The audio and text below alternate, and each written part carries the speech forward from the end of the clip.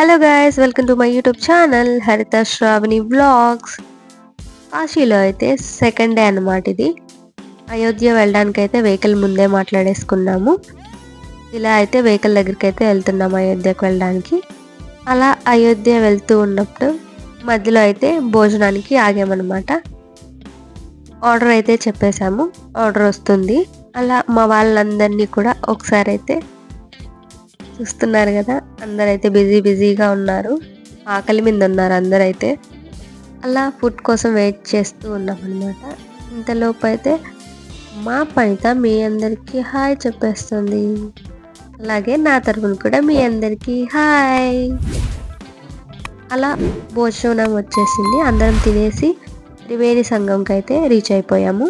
మహాకుంభమేళ జరిగేదైతే ఇక్కడే చూస్తున్నారు కదా. మీరెవరైనా మహాకుంభమేళకి ఇప్పటి వరకు వెళ్ళిన వాళ్ళు ఉంటే కనుక తప్పకుండా కామెంట్ చేయండి, నేను కూడా తెలుసుకుంటాను. మేమైతే వాటర్ ఫిల్ చేసుకోవడానికి క్యాన్స్ అయితే తీసుకున్నాము అందరం. అలా తీసుకొని అయితే బోట్ దగ్గరికి మా అన్నయ్య వాళ్ళు ఆల్రెడీ వెళ్ళిపోయారు మాట్లాడడానికి. బోట్ కూడా చాలా మంది వచ్చేస్తారు ఒకేసారి. బోట్స్ అయితే మీరైతే చూసుకొని మాట్లాడుకొని ఎక్కండి, వాళ్ళు ఎక్కువ చెప్పేస్తారు, కొంచెం బార్గింగ్ చేసుకొని ఎక్కండి. అలా మా అన్నయ్య వాళ్ళు అయితే మాట్లాడుతూ ఉన్నారు.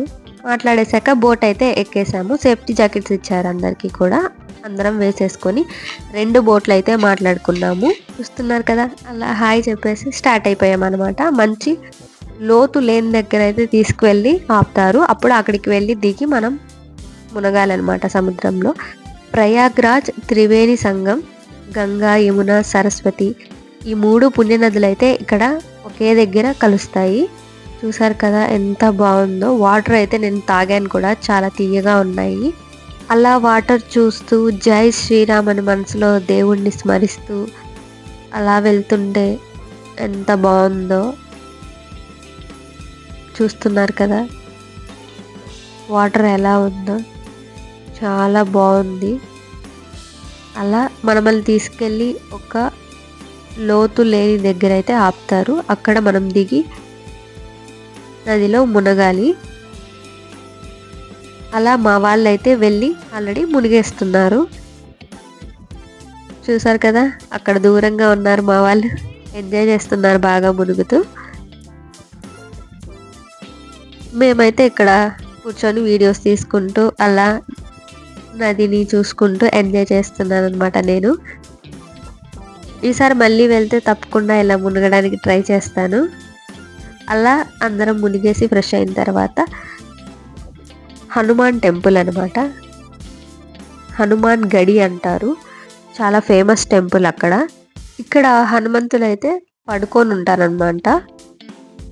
ఒళ్ళంతా సింధూరం రాసుకొని అలా స్వామివారు పడుకొని ఉంటే చూడడానికి 2 కళ్ళు సరిపోలేదు. అలా మేము హనుమాన్ గడి టెంపుల్ దర్శనం చేసేసుకొని బయటికి వచ్చేసాము.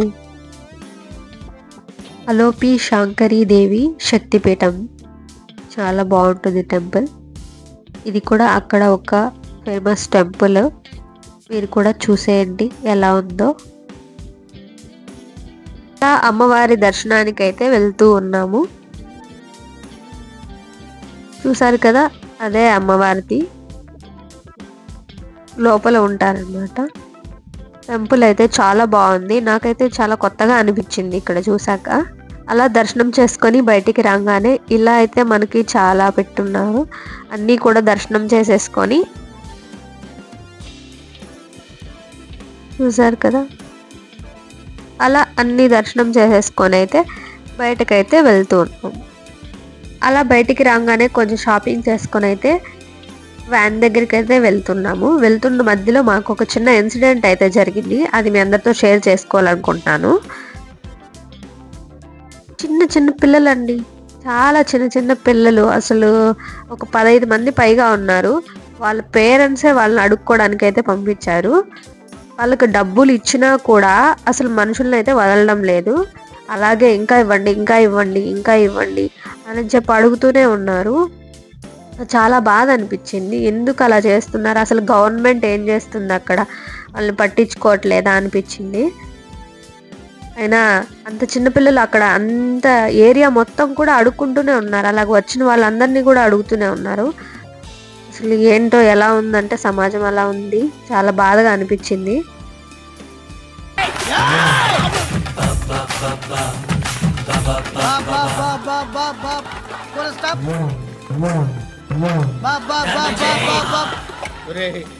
నాకు ఈ బంపర్ ఆఫర్ ఏంట్రా దీపావళి స్పెషల్.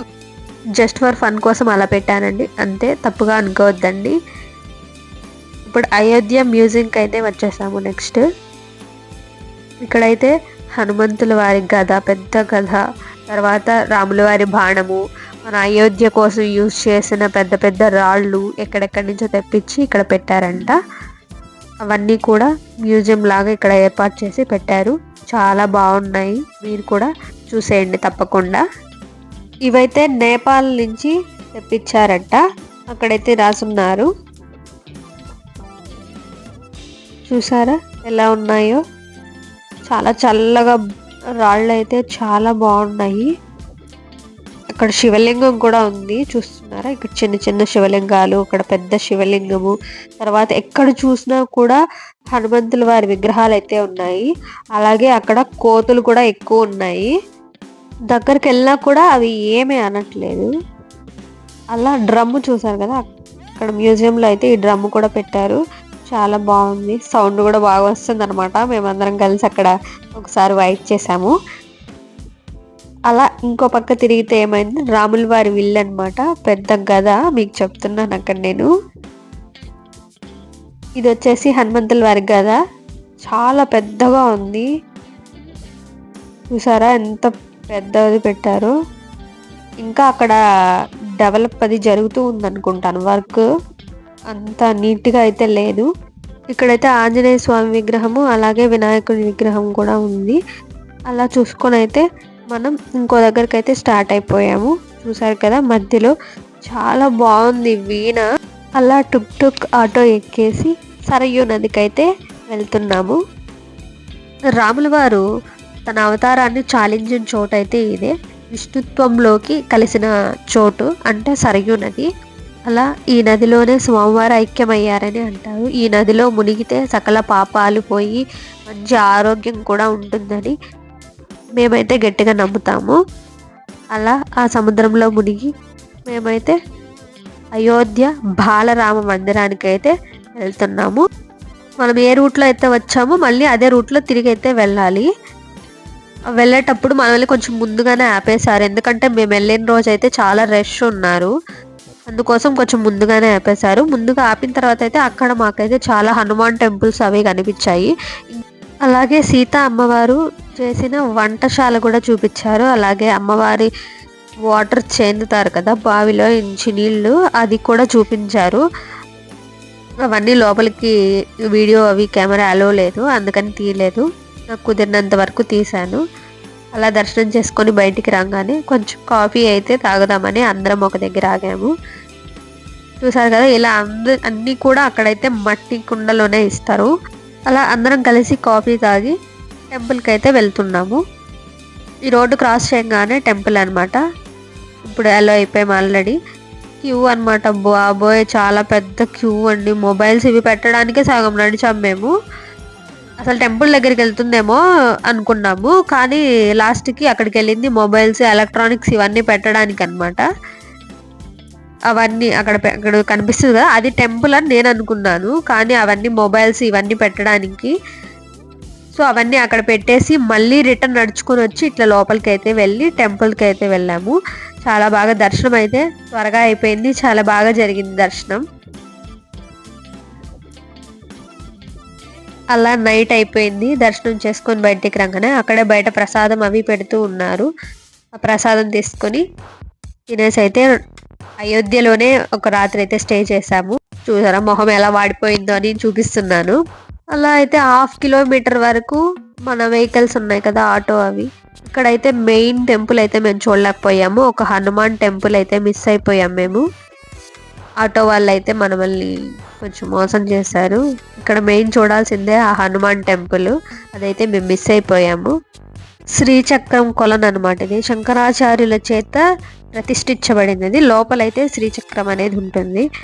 అందులో నిలబడుకున్నామంటే 3 ప్రదక్షిణాలుగా అదే ఆ నీళ్ళే మనల్ని తోసుకుంటూ అలా తిప్పేస్తాయి. మనమేం ప్రదక్షిణం చేయబడలేదన్నమాట. అది ఈ వాటర్ యొక్క ప్రత్యేకత. అలా అక్కడ దర్శనం చేసేసుకొని ఇలా నైమిషారణ్యానికి అయితే వచ్చేసాము. ఇది కూడా ఒక హనుమాన్ టెంపులే. లోపల పెద్ద హనుమాన్ ఉంటారు. చాలా బాగుంటుంది. అక్కడ కూడా మనకు దర్శనం అనేది చాలా బాగా జరిగింది. కాకపోతే ప్రతి దగ్గర కూడా గదతో 4 ఏట్లు వీకి 100 రూపీస్ ఛార్జ్ చేస్తారు. జాగ్రత్త. అలా మేమైతే దర్శనం చేసుకొని చక్కగా మళ్ళీ వచ్చేసాము కిందికి. తర్వాత దారి మధ్యలో కొంచెం బ్రేక్ఫాస్ట్ అనేది చేసేసి వ్యాసముని ఆశ్రమానికి అయితే వెళ్ళాము. మా వాళ్ళందరూ అయితే రాలేకపోయారు. అక్కడికే అందరూ నీరసించి పడిపోయారని కొంతమంది వెళ్ళి రూమ్కి వెళ్ళి పడుకునేశారు. మేమైతే ఒక 5 మెంబర్స్ అయితే వెళ్ళాము అన్నీ చూడడానికి. మిగతావన్నీ కూడా ఆశ్రమానికి తీసుకువెళ్ళవయ్యే బాబు అంటే టుక్ టుక్ ఆట ఆయన్ని ఎక్కడికో పెద్ద యాగశాలకు తీసుకెళ్ళి అదే అని చెప్పేశారు.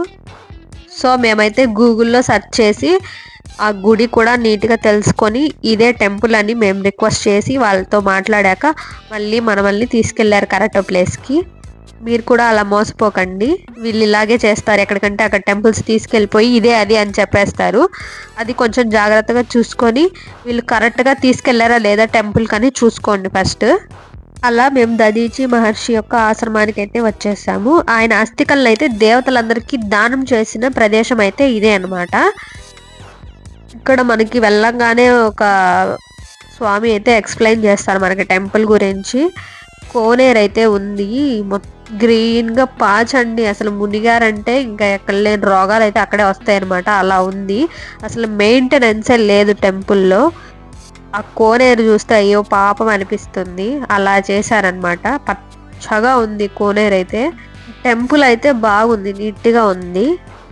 ఆ కోనేరు ఒకటే కొంచెం మెయింటైన్ చేస్తే బాగుండేది అనిపించింది. చూడండి అక్కడ ఉండే రాముల వారి విగ్రహాలు కానీ, తర్వాత హనుమంతుల వారి విగ్రహం కానీ, మళ్ళీ మహర్షి యొక్క విగ్రహం కానీ అన్నీ కూడా ప్రతి ఒక్కటి కూడా అక్కడైతే ప్లేస్ చేసి ఉంచారు చాలా బాగా.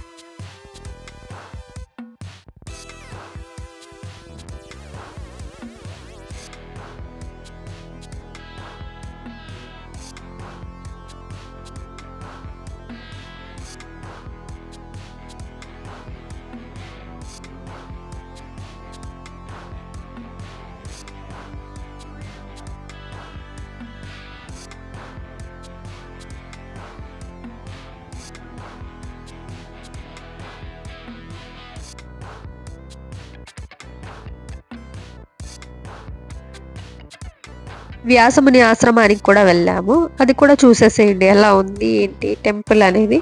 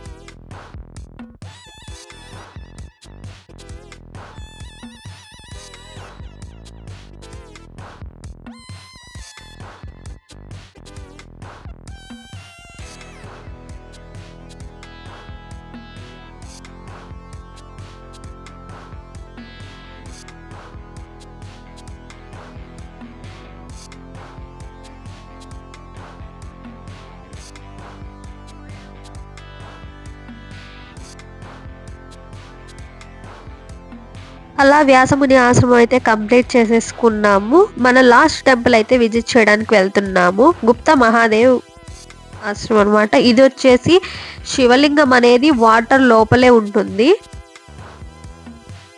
ఇదే ఆ టెంపుల్ అయితే. అక్కడ కనిపించే వాటర్లోనే శివలింగం అనేది ఉంటుంది. మనకైతే కనిపించదు, కానీ ఆ నీళ్ళల్లో మునగడం వల్ల చాలా పుణ్యం అయితే వస్తుంది. అక్కడ అందరూ కూడా దీపాలు అవి వదులుతూ ఉంటారు, చాలా మంచిది. అలా నీళ్ళు కొంచెం పైన చల్లుకొనేసి మేమైతే అక్కడైతే చల్లగా ఉంది, చాలా రిలాక్సింగ్గా ఉంది. అక్కడ కొంతసేపు కూర్చొని అలా కొంతసేపు అక్కడ కూర్చొని హరహర మహాదేవ అనుకుంటూ శివుణ్ణి ధ్యానిస్తూ కొంతసేపు అక్కడే కూర్చున్నాము. తర్వాత అయితే రూమ్కి వెళ్ళిపోయాం మేము. చాలా బాగా అయితే జరిగింది అయోధ్య అంతా. అలా అయోధ్యలో ఉన్న ముఖ్యమైన టెంపుల్స్ అయితే విజిట్ చేసాము. చాలా బాగా అయితే మాకు జరిగింది దర్శనం అంతా కూడా. అలాగే మళ్ళీ తిరిగి రిటర్న్ కాశీ అయితే వెళ్ళిపోతున్నాము. మీకు మా వీడియో కనుక మీకు నచ్చినట్లయితే తప్పకుండా లైక్ చేయండి, సబ్స్క్రైబ్ చేసుకోండి, కామెంట్ చేయండి, పక్కనే ఉన్న బెల్ ఐకాన్ అయితే క్లిక్ చేయండి. మన వీడియో ఫస్ట్ టైం చూస్తున్నట్టయితే తప్పకుండా పక్కనే ఉన్న బెల్ ఐకాన్ క్లిక్ చేసి సబ్స్క్రైబ్ చేసుకోండి. అప్పుడే మా వీడియోస్ మీకు వెంటనే వస్తాయి. మరిన్ని వీడియోస్తో మీ ముందుకు వచ్చేస్తాను. సబ్స్క్రైబ్ మాత్రం మర్చిపోకండి. Thank you so much. హరిత శ్రావణి వ్లాగ్స్ సబ్స్క్రైబ్.